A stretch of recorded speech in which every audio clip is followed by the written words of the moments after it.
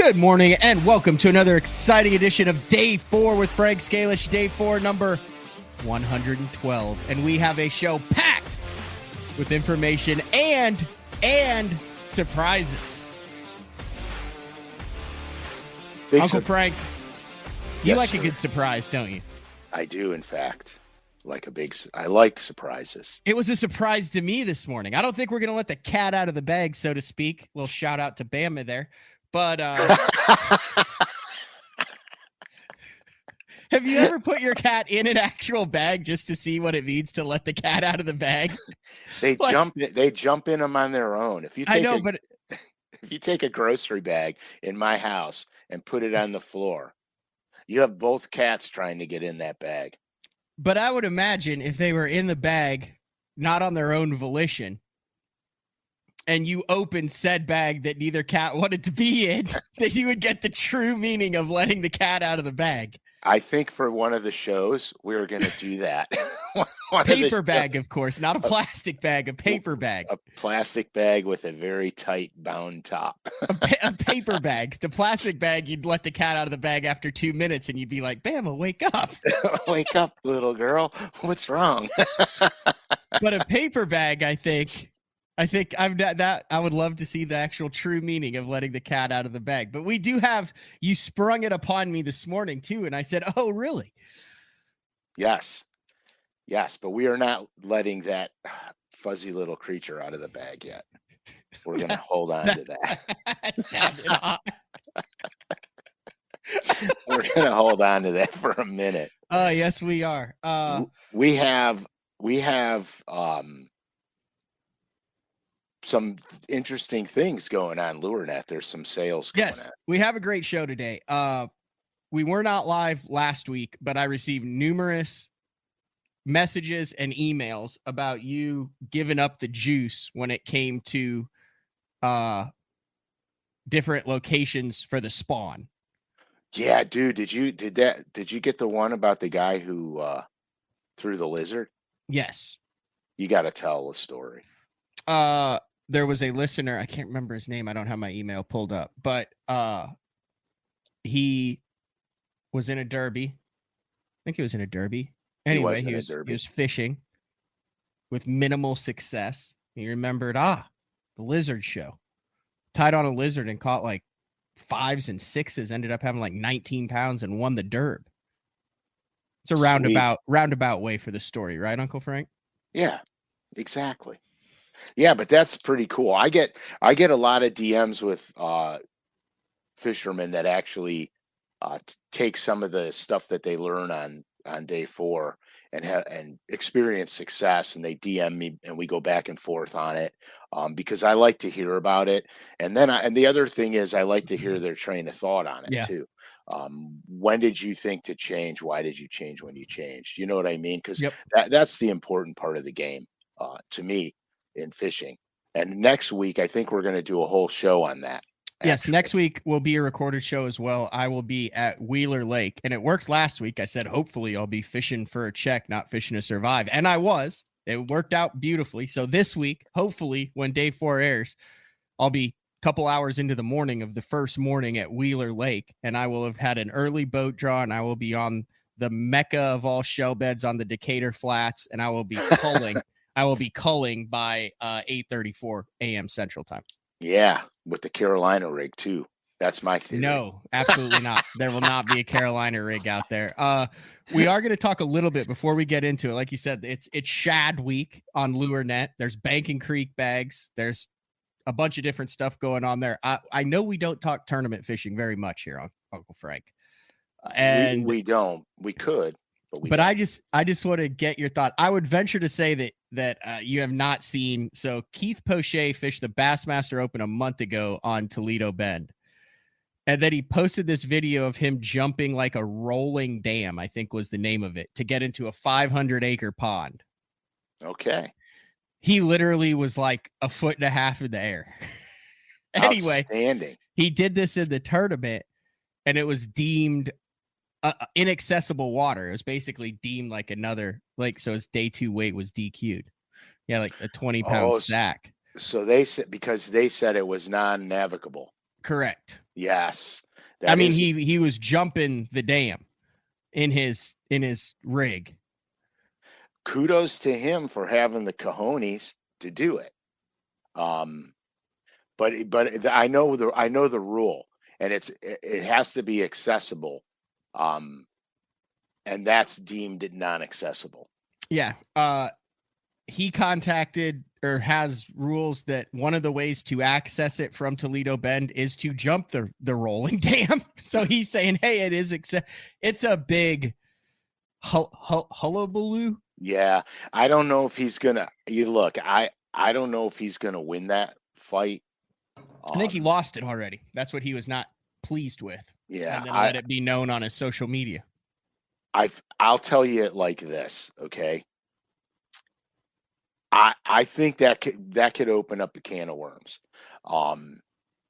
and could lead to dangerous behavior, from anglers. I've never even heard of a roller dam. Have you? I think it's like a ford where the water rolls over the top. Yeah, it's a dam that's meant to be jumped. Well, because what happens is, especially during a slightly higher water episode, you can actually get over them. However, it was not a slightly higher water episode, so you could not get over it. Deemed part of the difference. What's the sketchiest thing you've ever done in a bass boat in a derby, Uncle Frank? Not big water, but like we won't talk waves. We'll talk 4-wheel driving. Yeah. It was on the Red River, and trees had fallen across the river that I was running up to where my fish were at. And so I was driving my boat over these fallen trees, and I got the boat over the one tree. The water was high, so in the beginning I can bump and grind my way over these trees, but the water was receding every day. And so in practice, on the last day of practice, the water was coming down. I went back up there because I was trying to find fish in more than one spot, but I wanted to find fish in the same general area, maybe a couple miles apart, because I ran 21 miles up this thing. So I wanted to find fish within that section, so when I got up there, I didn't have to go make a long run to go somewhere else to go to another set of fish. I got you. Long and short of it is, I went up there and I took the same angle through these fallen trees, and I went up over it, and my boat fell off the tree and wedged between the outboard and the jack plate. Oh, you're in a pickle now. Yeah, now I'm basically I'm screwed, because I can't get the tree. The tree's too big. I can't push the tree down to get the boat. You know what I mean? To get the boat out. You're stuck. You're like a raccoon who's got his head in the tree and he could get it in, and now he can't get. Now he's stuck. I'm stuck. So what I wound up doing was, I wound up actually standing on the tree, lifting up the outboard to try to get it unhooked, but I couldn't. Obviously I'm not going to lift the rear end of a bass boat up with a motor on it. Yeah. So what I wound up doing was, I got like a big branch as a pry bar, and I started prying the boat sideways onto this tree. And then once I got the motor where I could raise it on my jack plate, I raised the motor all the way up on my jack plate and trimmed it all the way out. Then I slid the boat down so I could trim the motor down and have the motor actually lift the rear end of my boat up. So once I got the motor dislodged from the tree, I took a rope and I tied it to the ends of the tree branches, and I literally dragged the tree. I dragged it so I can get around the ends of the tree instead of have to go over them. So I wound up dragging these trees out of the way so I could get up there. And thank God I did, because the water kept coming down every day. I would have never got up there. You'd have had to call Tom Monsoor in his airboat to come get you. That's right. I would have. You'd have never financially recovered from that decision, Uncle Frank. Never. And so what I wound up doing was, I tied the ropes to the trees and used my bass boat as a tractor to get them out of the way. And let me tell you something. It took me a long dang time, but it was worth it in the end. Mm-hmm. That's good stuff. All right. Boy, I think instead of burying it in the middle of the show, now it is your show. It is Day 4 with Uncle Frank. If you want to wait to the beginning or end for the surprise, you can. But maybe we should tease it now in the first 10 minutes just so people are aware of what is happening. Or Well, do you want to wait till the middle part? Here's what we're going to do. We're going to talk about the Bank and Creek bundle first. And during the Bank and Creek bundle, there will be a clue. Okay. And our topic today is early season topwaters. Yeah, we're gonna talk about, my topwater breakdown from. I struggled with that at Bugs Island. When I got there, it was mid 60s water. Like, heck yeah. Let's throw a plug around. Let's see what we can get to come up. But then it was in the 50s, and then you're like, I'm always like, when do I start? Like, when is it? Because if you, like I said before, if you're with Mark Jeffries, if it's open water, it's topwater season. Topwater season. I mean, he's like, ice out. Let's start throwing the spook. 100%. Let's dive into that. But can we do the? Let's do the bag. Yes, we can. You're excited about the Bank and Creek bundle this week. Yeah, I am. Dang it. So listen. So if all the listeners that are listening, when you think you type it in. Just type it in. There's no contest. There is no contest. Just type it in and. Oh, when you think you know what the when you think the surprise. Yes. Okay. Okay. So I have emptied the Bank and Creek bundle. I literally opened it up and dumped it on my desk. So the first thing that we'll show you is there is another illustration by moi in there with the prop bait. That's a cotton cordell crazy shad. And there is your discount card that's going to be in there. What is that discount card good for exactly? Okay, the discount card could be for either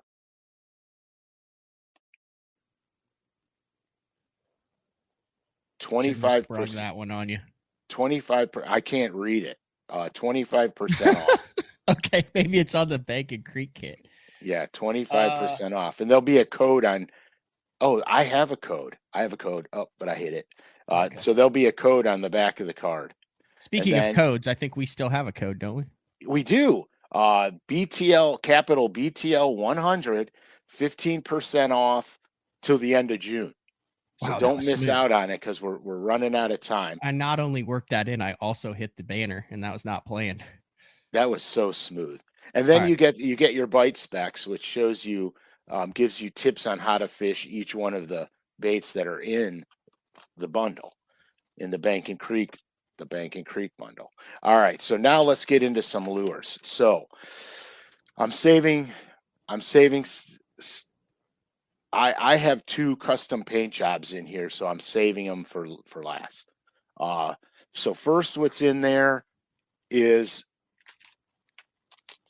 you've got the Jean LaRue drop shot bait. Can I open this thing? Ooh, I can. All right. What does that smell like? Well, I had to make sure that I wasn't going to be loaded with garlic when I opened it. I got you. I can never get the smell off. I got you. So hold on, I'm missing something important here.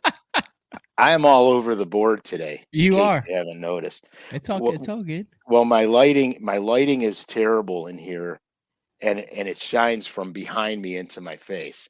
So when I hold something up, if it's got writing on it, I can't see it. Can't see it. So I have to put it below my computer deck to read it. Okay, so you have the inchworm, which is a Ned worm from Jean LaRue. Oh yeah, you can drop shot that. You can net it. You can light 100%. Texas. You can do whatever you want with it. Whatever you want. Yeah. And so with that, you've got the pig head, the Jean LaRue pig head football jig. So it's basically a Ned head. It's basically a Ned head with a little keeper system on it. An aggressive keeper system, I might add. No glue required. Yep. Anyway, you just thread the thing up on there. You get the idea. You You're guys, good to go. you're good to go. You get the idea. So the next thing in here is, around here, it's crappie time now, where I live. Of course, by you, Matt, it's crappie time anytime you're on the front deck forward facing, Correct. which I love. So you got your Bobby Garland baby shads in here. Yep. And then you've got I don't know if this is new by Bobby Garland. I never seen this thing before, but it's a crappie bait. I'll probably have seen it. All right, so I'm gonna hold it up and you guess the name of it. Okay. Oh, I'm not good on names. I just know if it's been in the. All right, so you just tell me if you've seen this thing. Uncle before. Frank doing more pack opening. I know. This thing is so cool, dude. I have not seen that before. Isn't that is a very cool. It almost looks like a swimming. It's a miniature swimming biffle bug. Well, sort of, but I mean, this thing is slick, dude. No, that'll definitely play in mud. Okay, so the name of this fine creature, it's called the pile driver. There you go. The pile driver, as we talked about, slamming bass boats into trees and dams. Now we have a bait that follows suit. But so this is a pretty cool deal. And then of course you got some 16th ounce Moglo crappie heads.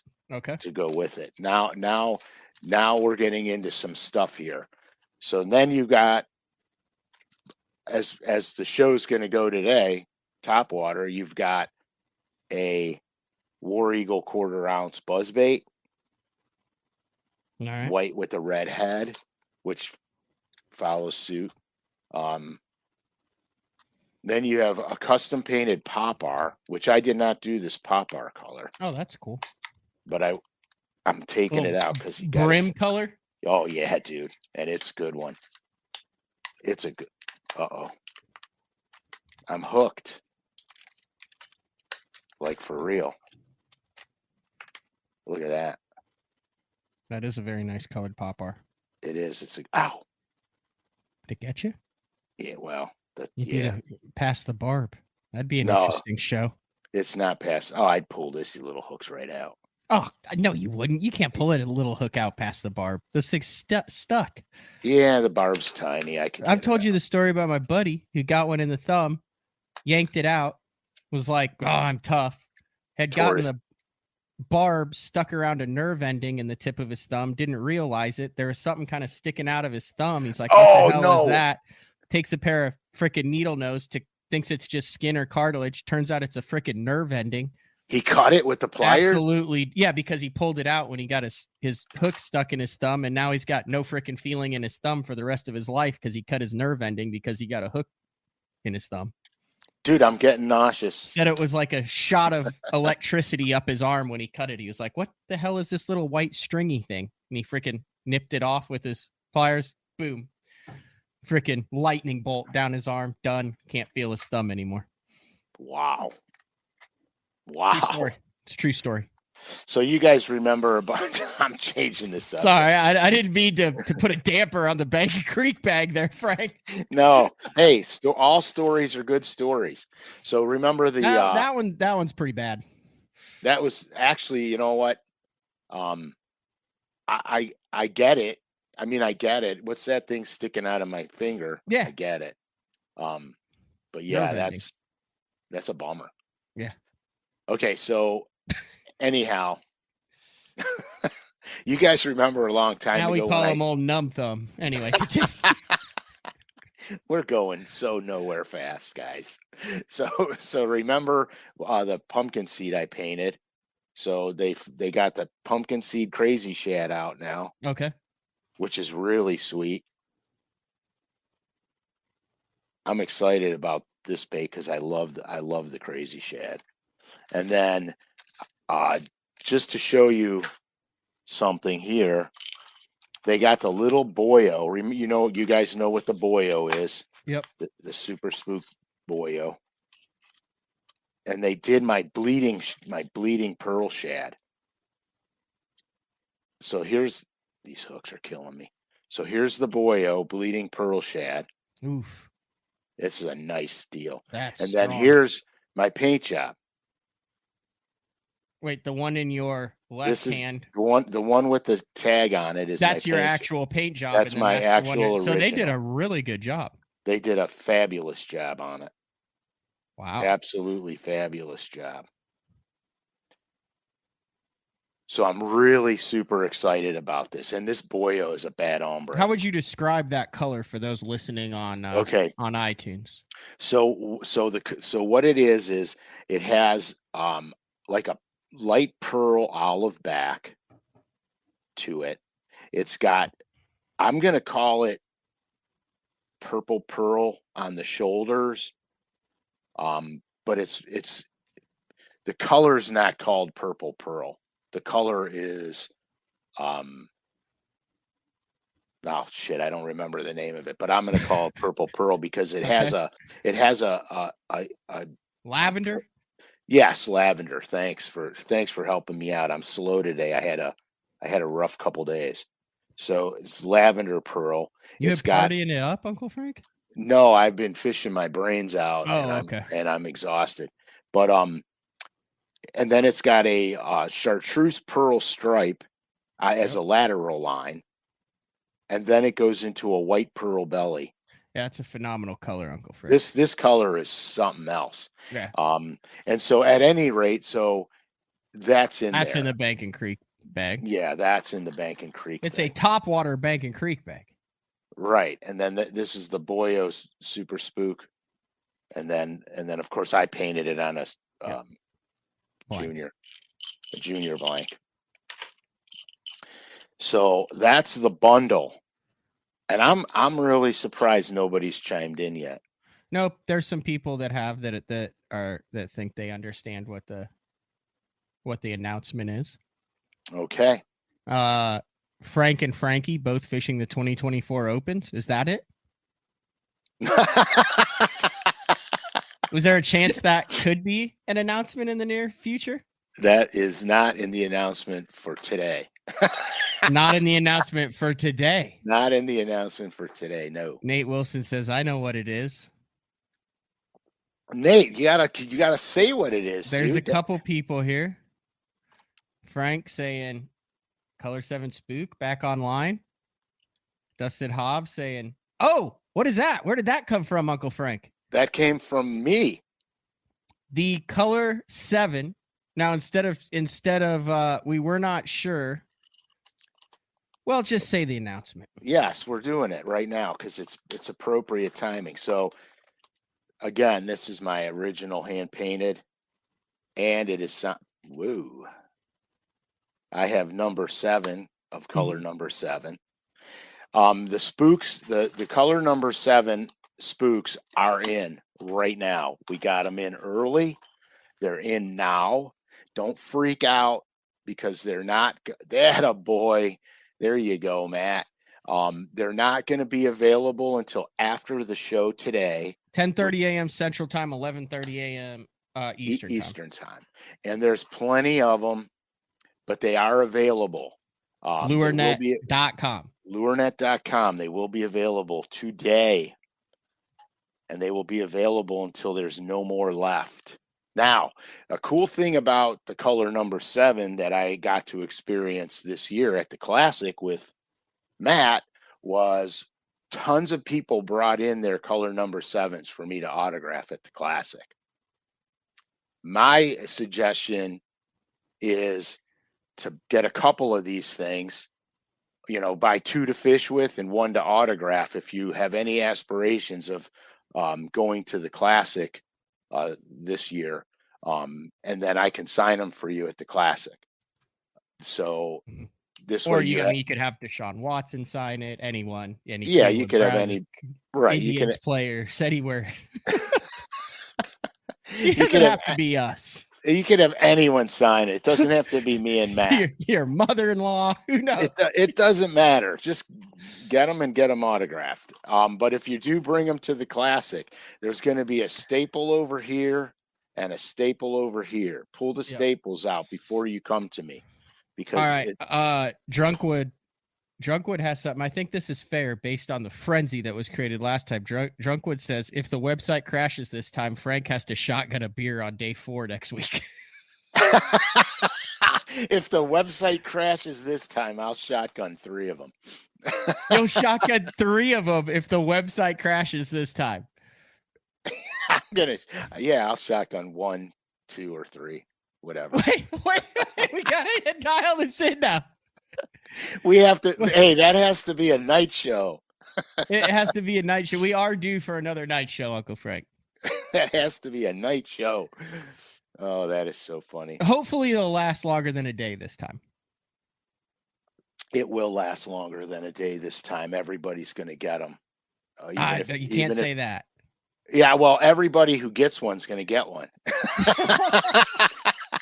That's my disclaimer on the color number 7. But like I said, I mean, seriously, if you guys, it was so much fun. It was so much fun signing those things at the Classic. One guy had 2 that he painted because he missed out, and he was a young kid actually. And so I got to sign 1, and Matt got to sign 1. It was fun. I mean, it was really a lot of fun. So keep that in mind. Obviously, I'm thinking about being at the Classic again, and I probably will be. So, anyhow, color 7, it's back. It's back, baby.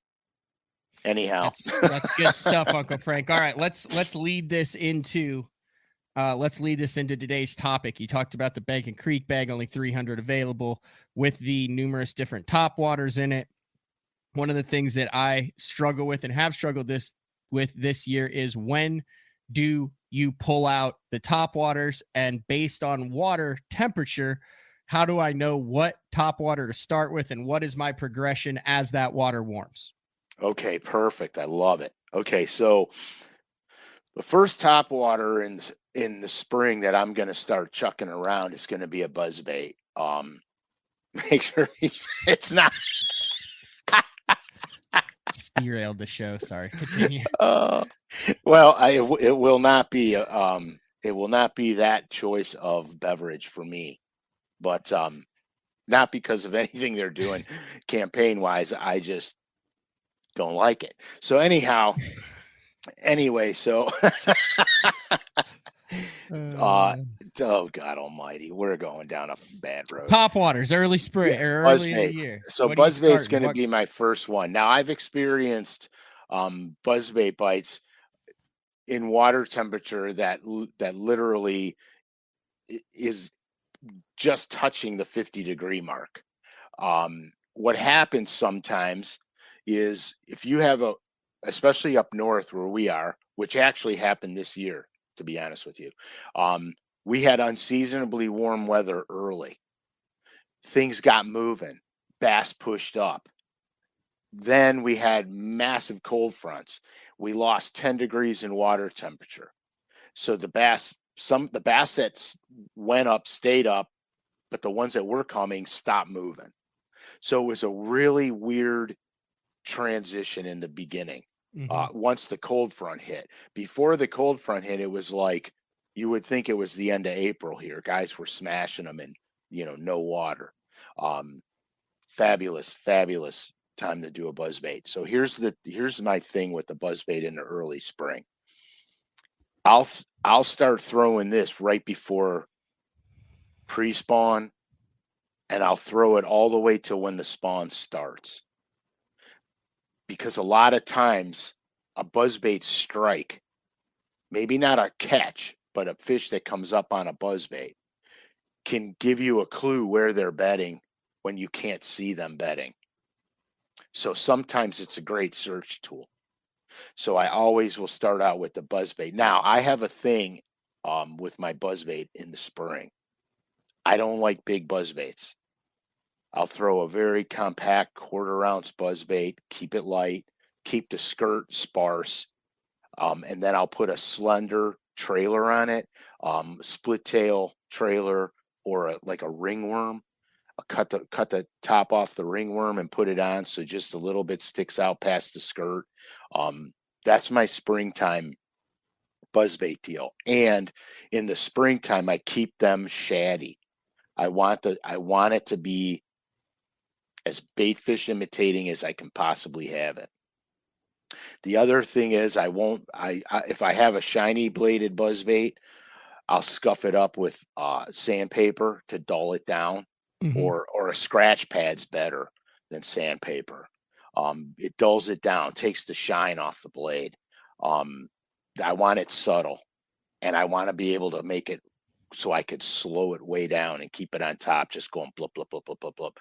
Not like warm weather buzz baiting where you're like, you're Right. throwing it out.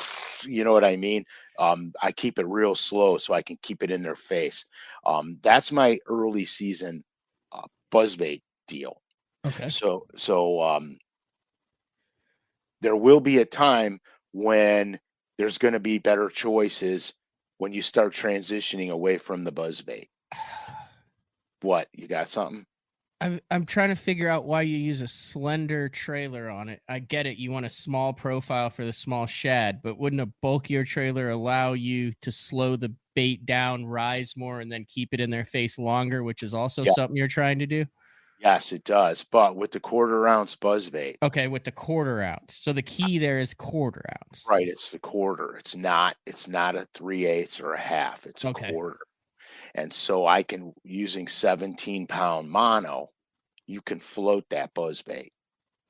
Okay, that makes more sense then. Right. You see the contradiction that I was wrestling with in my 100%, mind. dude. 100%. And I totally get it and totally agree with it. You Okay. could so if I took okay, let's just say, for example, if I took a 3/8, Mm-hmm. then I got to bulk the trailer up. Yeah. AKA throw a swim bait on it or a frog style bait, Mm-hmm. like a tip toad or a horny toad, something to keep it so I can Yep. creep it. But now I'm taking that bait and I'm making it that big instead Yep. of that big. And you want to keep it small. So you're keeping it small, but you're also keeping it light Right. with the weight. Okay. Makes sense. Correct. The other, I have, okay, I'm going to give you a buzzbait tip right now. My buzzbait tip of the day. I wonder if I can do. Yeah, you can pop those open, no problem. Frank has gone to his 1/4 ounce War Eagle white buzzbait silver blade. Correct.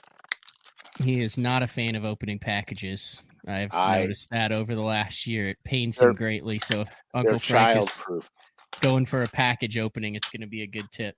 Okay, so if you look at the buzzbait, okay, there's that clevis on the back. The first thing I do is I smash it down over here so the clevis cannot spin anymore. Now, War Eagle did this for you on this buzzbait, which is good. Smash it down. Then I take my pliers, my needle nose, and I need a pointer, right on the inside edge of the clevis. I'm going to put my needle nose pliers and I'm going to squeeze it. I'm going to make marks in it with the pliers, like indentations of the serrated edge on the plier. Okay. Then I'm going to scuff this up on the blade itself. I'm going to scuff it up where it hits the clevis right there. This will make it squeak for you. It'll squeak and chirp. The squeaking and the chirping is what I want in a buzzbait. I feel that it gives you the most success with a buzzbait. So it squeals and it chirps and it squeaks, and that's what you want. And so that's one of my buzzbait tricks. Actually, I do that to all my buzzbaits, no matter when the hell I'm fishing them. I don't care if it's warm weather, cold weather. I don't care. I'm always going to do that with my buzzbaits. I want it squeaky, real squeaky. So then the slower you reel it, it makes that squeaky, chirpy sound. That's how I feel the buzzbait's super successful. So Frank, in fact, I got in a story. So Frankie was fishing a tournament as a co-angler. The guy he drew out with was on a buzzbait bite. I had given Frankie some of my buzzbaits to throw because he said the guy's on a buzzbait bite. So I said, here, chuck these. So Frankie fished out of the back of the boat, and you know how it is when you got two guys in the same boat competing against each other. Both guys are throwing a buzzbait. It's as annoying to me as when both guys are throwing rattle baits. Mhm. I can't handle that. Yeah, if I was that guy, I'd have told Frankie I was dragging something. And Right, he'd been yeah. like, psych, just kidding. Good luck. Right. We're throwing football jigs, Yeah. 3/4 ounce It's football all you jigs. need.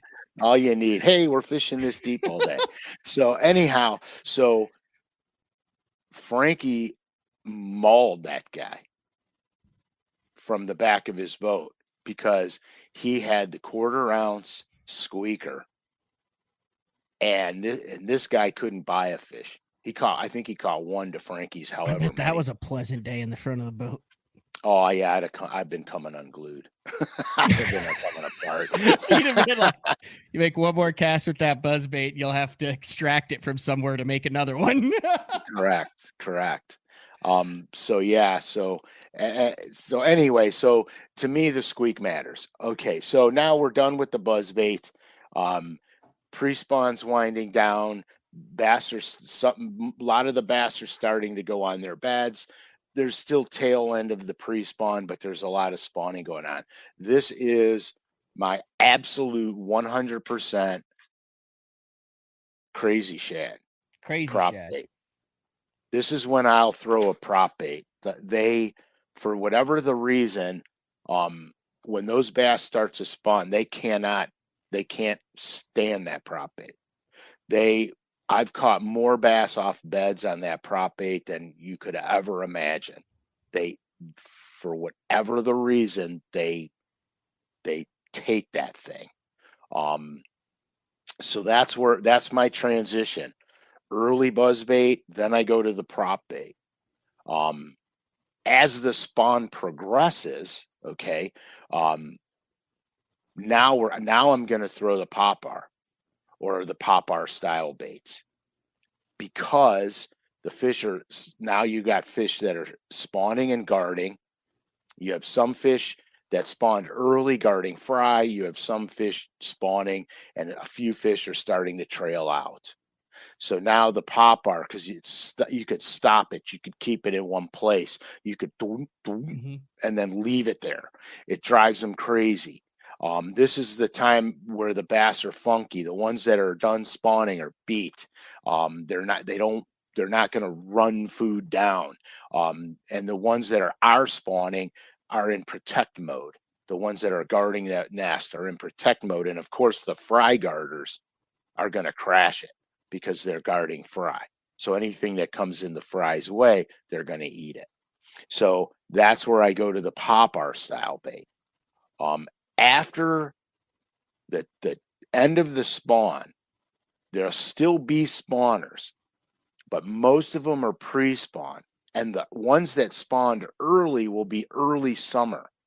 That's when I go to my spooks, my walk the dog style baits. Mm-hmm. Because now I can cover, a lot of lakes that we have up here will have grass on them, so, and some don't, but some do. Now I can cover vast amount of water with this bait, and I can do it rather rapidly. Plus, if you don't have grass on your lake and you lay, like the Super Spook Junior is one of my favorites, but so is the Hard Knocker because it walks like a maniac. But you could lay that thing up against a retaining wall and walk it down the whole retaining wall in like seconds. You could smack it into the wall, by how you work it. This bait is super effective. So what happens is you've got these bass, they're pooling out now. They're going to summer. They may not actually be on summer pattern yet, but they're going there. So this gives you a good opportunity to find out where they are in their transitional stage by where you're getting your strikes at. Knowing that's going to clue you into where they're going to start to stage for summer. So pay attention to this bite here. because this bite's going to keep you on fish in the summertime, because they'll start working down long points or working off big flats. So if you start catching them on these flats in these certain areas, I would be looking for the next major drop off into, into the main lake, because that's where they're going to stage after that to go to their true summer haunts. So this is a very important topwater bite here, because it can clue you into a lot of areas that are going to be that early summer area before they get truly offshore. And that's kind of how I handle my topwaters. I don't make rocket science out of it. I have a system, and it works for me. So I continue to use it. But just remember the tail end when you start to throw your walking baits. Now, don't get me wrong, walking baits could work early too, but I feel the percentage is in the other baits. That's why I always start with them. And then I'll go through my transition. Okay. Answer me this then. You want your buzzbait to be slow. Correct. Because you're going to start with your buzzbait. That's going to be your earliest topwater that you're going to go to. Correct. I understand. I catch them on a buzzbait early too. I mean, that's a thing. But here's what I've never been able to understand. You can work a popper incredibly slow. You can go do with a spook incredibly slow. Correct. Why, when it's the coldest and the bass are the most lethargic, are you using the bait that you can go and work the fastest, and you have to keep moving in a straight line when you could work other lures so much slower? Because everything else in the cold winter, you're going to let the football jig sit. You're going to pause the jerk bait. But then when it comes to the very first topwater, you're going to have a bait that you have to keep moving. It seems backwards to me based on what it should be. 100% total reaction. You are actually making them eat the bait. The bass are shallow enough now, and they haven't been there. They haven't been there all winter long. And now you got something that's riding over their head. They're going to swat at it. Okay. Just their predatory nature. They're going to swat at it. That early stage, a lot of times you give them time to look at it with the pop art. They'll be like, nah, maybe not. But all of a sudden that thing's going, they're like, what the heck is it?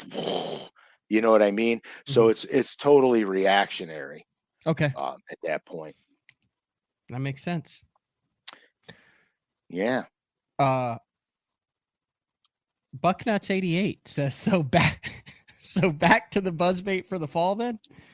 Yeah, 100%. But in the fall, you're moving it. Yeah.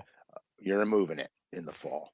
What kind of retrieve do you use with your prop baits? That's a good question. I think that's a great question. So because here's what I'm doing with the prop bait. I'm moving it. So I'm moving it like 6 inches to a foot and stopping it. All I want that bait to do is make bubbles and the buzz of the blade. And then I'll leave it there, and then leave it there. I keep it real subtle. Now I do a couple things to my prop bait. So I guess we're gonna go into it real quick. We've done it before. Yeah. Yep. I add a split ring, so I have 2 split rings. Get the trailing hook off the bait. I add one more split ring to the belly. You're having an issue with the hooks today. Yeah, does not play well with others. I'll add a split ring to the middle one, so I got 2 split rings on this bait. Each hook has 2. It gets the hooks off the bait farther, so when the bass grab it, they're hooked. They're not coming off. And the other thing, it keeps it away from the back blade. That's what I do. There's some other tricks that I'll do, but we'll get into that in another show. Yep. Yeah, I think you've done that on a show. I feel I did. I actually about moving changing the blades a little bit. Drilled and put PVs in it. Yep. to make noise. But and that's kind of how I do it. I fish it slow and methodical. And if like I did a show with this bait last spring, Mhm. and the wind was blowing and I couldn't see anything. I couldn't see the beds, I couldn't see the fish, but I can see dark and light spots. So I would throw the thing up there, and when I came over a dark spot, I would slow and leave it, and then and leave it, and then all of a sudden the fish would come up and get it. Some of the Now the smallmouth explode on it. The Yeah. smallmouth will literally explode on it. The largemouth will just, and the bigger the largemouth, a lot of times it just sucks the bait down. Yep. You'll go, and then you'll just see a boil and the bait will go down. Brett Anderson asked, does color matter much for buzzbaits? I would also like to get your take on the color of the blade in the spring, whether you want there's like the kind of oxidized chartreuse blade, there's a gold blade, and there's a silver blade, and there's a black blade. I would say those are probably the four main blades. Okay, so in my buzz baits, predominantly I'm using a matte finish gold blade, and a matte finished silver blade. I do not want it shiny at all. Why? I just like the subtleness of the matte finish. It's still going to reflect, but it's not going to be a bright flash. It's still going to reflect. Now, if the water's dirty, it's not going to matter too much. The flash could help you in dirty, dirty water, but my blades are matted. And if they're not matted, I scuff them up with a scratch pad to make them matted. That's just how I do it. Doesn't make it right or wrong or the best choice. It's just how I do it, how I prefer it. That's really it. Now I've used black blades, matte finish black blades. I don't like the heavy nature of a true painted blade for a buzzbait blade. I want the blade as light as I can make it, and a lot of painted blades won't squeak. So you have to scratch the paint off where the clevis meets the blade to get a squeak out of it.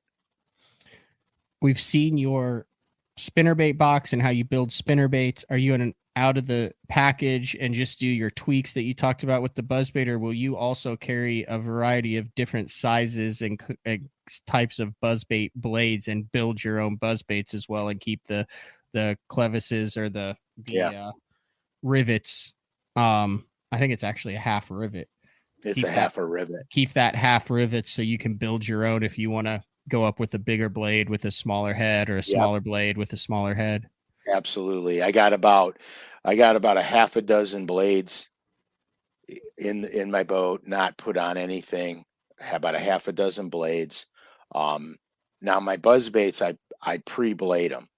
So all I got to do is slap on a skirt color, which we didn't answer the guy's question, so we will. But I do the same thing with my buzz baits that I do with my spinner baits. I don't have skirts on them. I make the skirt on the water because sometimes if the water's real clear, I want something semi-transparent. As the water gets more off color to dirty, then I'm going to want to gradually solid up my skirt choice color. As far as color choices go, I like blue glimmer, chartreuse and white, and black and white. My buzzbait skirt choices are pretty simple. Okay. Yeah, I don't monkey around too much with that, because you could change the way a skirt appears by the trailer you use.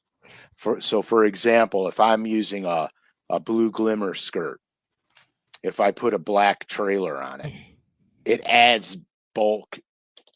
It looks like it adds bulk to the skirt. You've got this blue glimmery translucence around it with a dark center. It looks three-dimensional. It looks rounded. Same thing goes if you're using a chartreuse and white skirt and you go to a pearl white trailer or you go to a pearl chartreuse trailer. It does the same thing. All of a sudden it's adding this new look to the skirt itself. That's pretty much it. But I do trim my buzzbait skirts. I want most of the trailer sticking out of the back of it. So I'll cut them into a teardrop shape. I cut the front. If you take a buzzbait with a skirt that you put on it. Now the War Eagle's already pre-cut like that, which is kind of cool, really. It is actually 100% pre-cut like this. So you see how my back tentacles hang beyond the skirt, but your front ones are cut short. So what that does is that gives you a really good teardrop shape in the water as this skirt molds. And actually this bait, it's cut right where I would cut it to. I cut the front to right to the can you see that here? Yeah, 100%. You cut it right at the base of the shank of the hook. Correct. Or the bend of the hook, the bottom of the deepest part of the belly of the hook. Right to there. So now what I'll do is I would take these tail ones here, and I would cut them like that at an angle. Like a V. Like a V. But you got to cut them up. You have to cut them up. If you cut them down, it won't cut properly. You got to cut them up like that. And then I'll have my trailer, so my trailer sticks out past these tentacles. So the tentacles would be there and my trailer would be sticking out down here.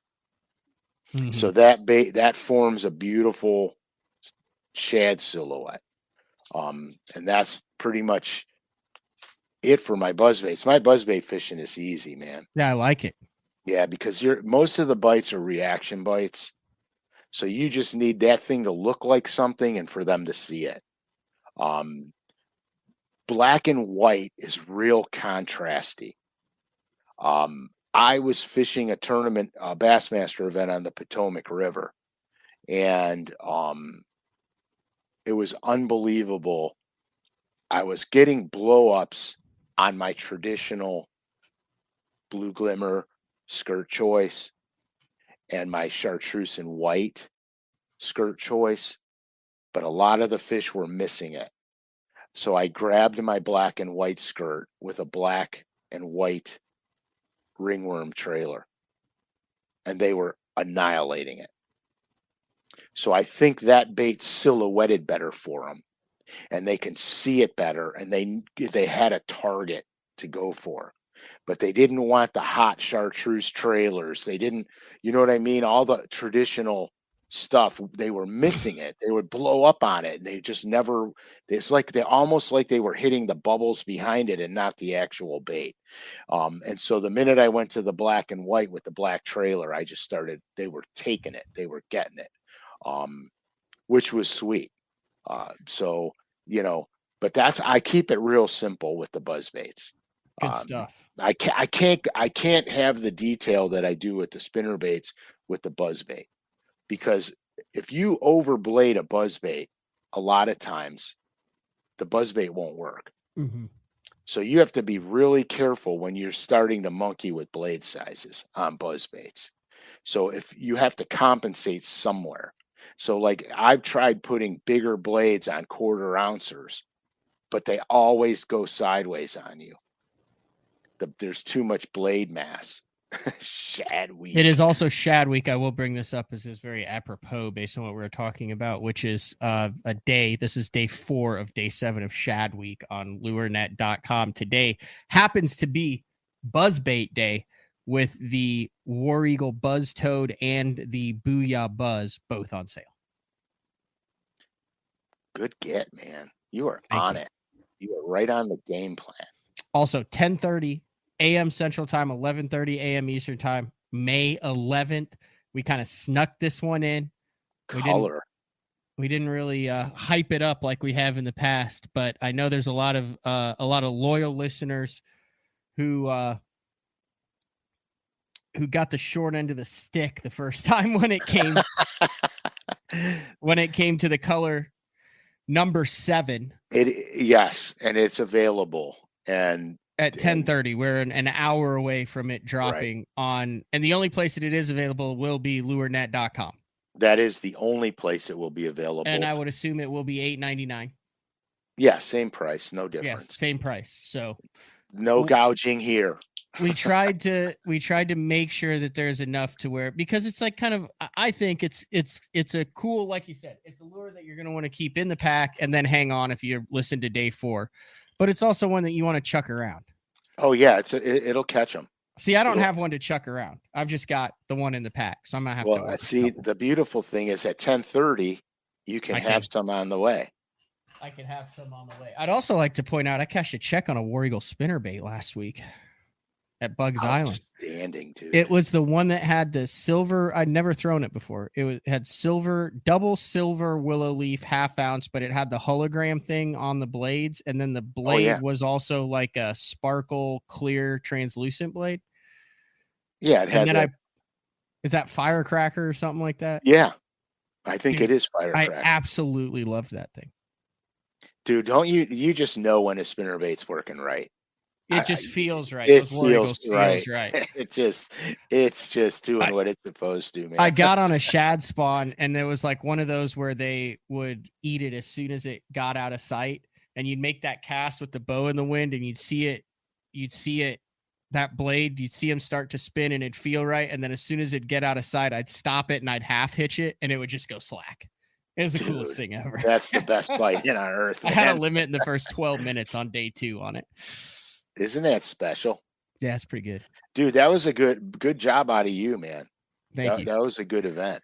Also, I want to bring this up. We have just a couple days left for LureNet. They are also running a Mother's Day giveaway. Sunday is Mother's Day, and you can enter for your chance to win over $275 worth of shirts, hoodies, and lures. There it is right there. It's on the front cover of LureNet. Now, I am not speaking on behalf of LureNet, but I would assume this would, yeah, here you go. You sign up for the newsletter and stuff like that. So they're getting your email address, but you got a chance to win. Hopefully you're already signed up for the LureNet newsletter, because Frank it is. And then there's what you get, over $275. I'm glad you winner drawn on May 15th. So I'm glad you reminded me of Mother's Day. When you go, get your color number 7s, grab you a couple buzz baits, and sign up for the Mother's Day $275. I know we push a lot of we obviously push a lot of LureNet stuff on here, but literally the only reason why day 4 exists is because of the support of lurenet.com, right, Pradco, and those brands. So and you have to support what supports you. You know, I mean, without that, no show. Yeah, and that's why we don't run this standard BTL commercials and all that, because this is day 4 presented by LureNet. Correct. And so, and without the sponsors on day 1, 2, and 3, those shows don't exist. Yeah. So, you know, it's all, I mean, you guys know how it works. I talk fishing, I talk lures, I design colors, I design lures, and I fish my brains out. And that's what I love to do. LureNet's a fabulous venue to get all of this done, and it works. All right, I'm going to pull the music up, and then I need you to give me, to end the show, I want you to give me a 15 to 20 second sound bite where you're like, hey, guess what? Color number 7. We're back. It's back in stock. You can get it on LureNet. Let's see if you can live on day 4, number 112, take us out. When you just got to clue me in when I got to say whatever I got to say. All right. I think let's see if the music. All right. I'm going to go full screen with you, Uncle Frank. I don't know how to go full screen. How do I go full screen? That's not full screen. That's not full screen. We're getting there. You only got one more choice. We'll just give you that. Do that one. We'll just do that one. Let me turn the music down a little bit. All right, take us out, Uncle Frank. Color number 7, available today. LureNet.com. 10:30 Central, 11:30 Eastern. Beautiful. This has been another edition of Day 4 with the man, Frank SCALISH. Next week, episode 113. we'll be talking about preconceived notions on the water. Great topic. Looking forward to it. Uncle Frank brought it, as always, early season buzz baits, all sorts of stuff over at lurenet.com. Get your color number 7. Anything else, Uncle Frank? We're good. All right, we'll see everybody next week. See ya.